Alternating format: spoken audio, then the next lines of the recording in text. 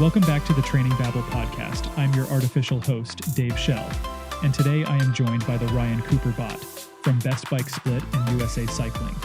Today we have a special episode focusing on the legendary Leadville 100 mountain bike race, a topic I'm always excited to talk about.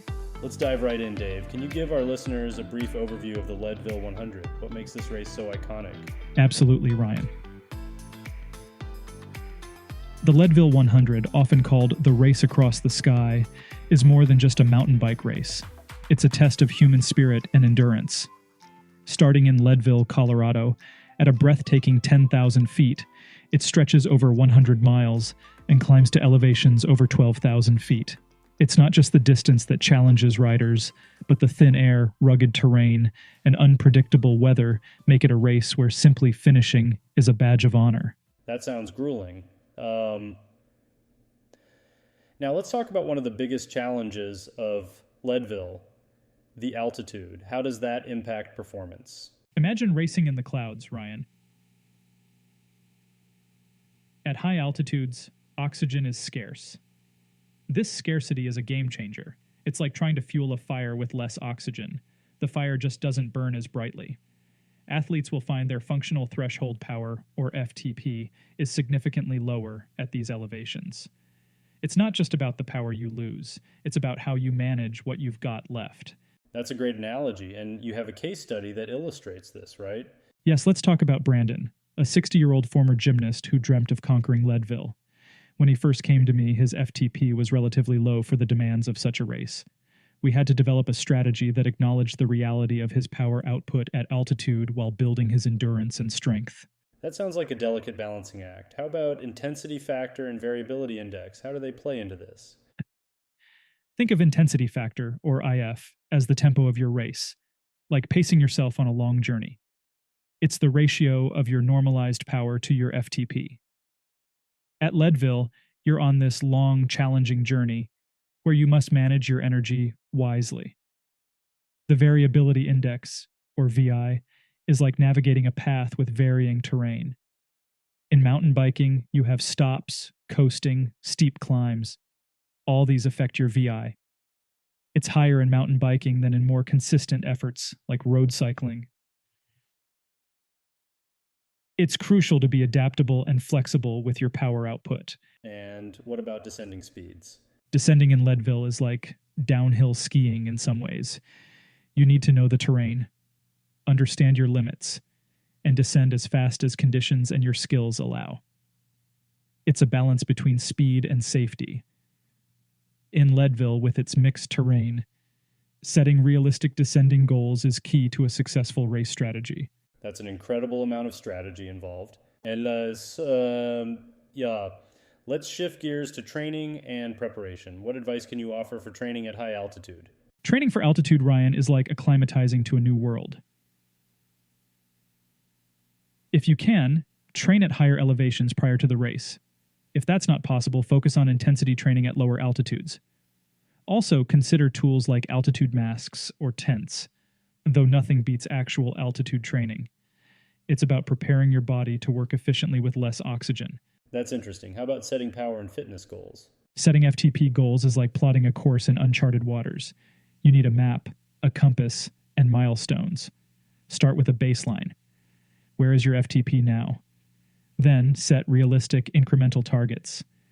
It's not just about pushing harder, it's about training smarter. Include a mix of endurance rides, interval training, and recovery periods. Remember, overtraining is like sailing against the wind. It can push you back. I like that analogy. Nutrition must play a huge part in this as well? Absolutely. Think of nutrition as fuel for your engine. Just as you wouldn't embark on a long road trip without ensuring you have enough fuel, the same goes for endurance racing. Your body needs a balance of carbohydrates, proteins, and fats, plus hydration is key. Tailor your nutrition to your training phases. More carbs and protein during high-intensity periods. And don't forget to practice your race day nutrition strategy during training. And mental preparation. Mental toughness in endurance sports is like weathering a storm. It's about resilience, focus, and adaptability. Visualization techniques can be powerful. Imagine yourself overcoming the toughest parts of the race. Develop a strong inner dialogue. Be your own cheerleader. And remember, everyone has low points. It's not about avoiding them. It's about knowing how to sail through them. Great insights, Dave. Now let's talk about Best Bike Split, BBS. How does this software help in race preparation? Ryan, BBS, as you know, is like a high-tech compass for cyclists. It helps you navigate the race by creating a detailed, data-driven plan.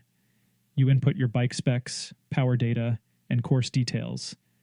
And BBS gives you a personalized race strategy, including pacing, power output, and nutrition tips. It's about optimizing your performance based on science. How did you and Brandon use BBS in his journey? Brandon's case is a perfect example of how BBS transforms training. We input his initial data and got a clear picture of where he stood. The software showed us exactly what power output he needed to achieve his goal. As we progressed, we updated his profile, and BBS helped us see the improvements and adjust his training accordingly. It was like having a dynamic roadmap, adapting as the terrain changed. That must be incredibly useful for adjusting plans. Absolutely. In endurance training, rigidity is your enemy. You need to be as adaptable as water. BBS allows you to see the impact of every change, be it in power, weight, or riding efficiency. It's like a feedback loop, constantly informing and guiding your training decisions. It's not about following the plan blindly. It's about evolving the plan as you evolve. Sounds like an invaluable tool for anyone tackling Leadville or similar races. Now let's discuss drafting and group dynamics. How important are these in a race like Leadville? Ryan, drafting in a race is like finding allies in a battlefield. It's about working together to combat a common enemy. In this case, wind resistance. In a peloton, you can save up to 30% of your energy. But it's a double-edged sword. If you get caught in a group that's moving too fast for your plan, it can deplete your reserves quickly. It's about finding the right group, much like finding teammates who complement your strengths in team sports. That's a great point. What about equipment choices? Equipment in endurance racing is like gear in an expedition. Every ounce matters, but there's a cost-benefit analysis. Sure, a lighter bike can save you time, but consider the cost. Sometimes the best investment is in training and fitness rather than in hardware. It's like choosing between a more powerful engine or a lighter car. Both have their merits. And how did Brandon handle race day execution? Brandon's race day is a tale of strategy meeting reality. He stuck to his plan, pacing himself wisely. But he also adapted. When he felt strong, he pushed a bit more. When he felt the strain, he eased off. It's like a quarterback in football, reading the defense and adjusting the play accordingly. His story is a testament to the power of preparation and adaptability. Now on to overcoming challenges and adversities. Dave, can you share more about Brandon's setbacks and comebacks? Brandon's journey was a roller coaster. Much like an epic marathon with highs and lows, he faced altitude sickness, mechanical issues, and moments of doubt. But each setback was a lesson. Like a marathon runner hitting the wall, he learned to push through, finding strength he didn't know he had. Dealing with unexpected issues must be challenging. How do you advise handling these? In endurance sports, unexpected issues are like hurdles in track and field. They're inevitable, and you must be prepared to jump over them. Mechanical issues? Have a basic understanding of your bike. Nutritional mishaps? Have a backup plan. It's about staying calm and tackling each issue methodically, without losing sight of the end goal. And the final push to the finish? The final push is where legends are born, Ryan. It's when the body screams no, but the heart screams yes. I often tell the story of a runner who crawled to the finish line of a marathon, driven purely by will.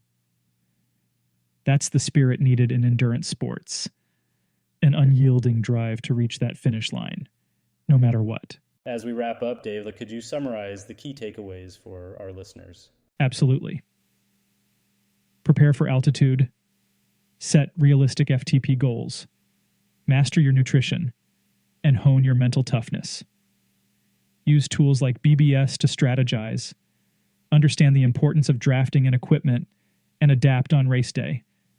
Most importantly, be ready to overcome challenges and never lose sight of your goal. Dave, any final thoughts for those aspiring to tackle Leadville or similar races? Embrace the journey.